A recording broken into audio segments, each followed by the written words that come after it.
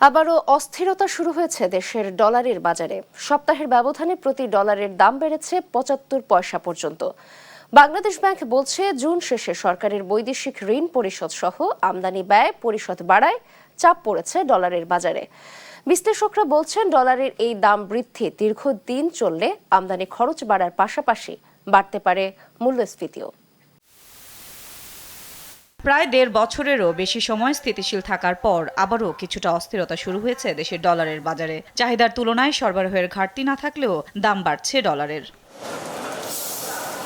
Bangladesh bank বলছে, অর্থবছরের শেষ সময় জুনে এসে ঋণ পরিশোধ ও বিভিন্ন আমদানি ব্যয় বাড়ায় চাপ পড়েছে ডলারের উপর, যার প্রভাবে এক সপ্তাহের ব্যবধানে আন্তঃব্যাংকে ডলারের দাম ৭৫ পয়সা পর্যন্ত বেড়ে দাঁড়িয়েছে ১২৩ টাকা ৬০ পয়সায়, যা ৩.৫ মাসের মধ্যে সর্বোচ্চ।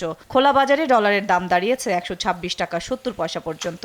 এই মুহূর্তে কিছু সরকারি পেমেন্টের চাপ ছিল, এই কারণে এক্সচেঞ্জ রেটের ডলারের মূল্য কিছুটা বৃদ্ধি পেয়েছে। বাংলাদেশ ব্যাংক এক্সচেঞ্জ রেটের উপর কোনো প্রকার হস্তক্ষেপ করে না।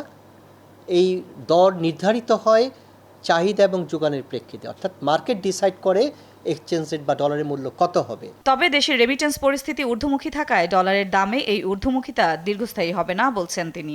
আমরা আশা করছি যে কমে আসবে, কারণ রেমিটেন্স যেহেতু ভালো আছে এবং এক্সপোর্টও মোটামুটি আশার আলো দেখা যাচ্ছে। এই কারণে আমরা এই ঊর্ধ্বমুখী প্রবণতা ডলারের আর দেখতে পাবো না।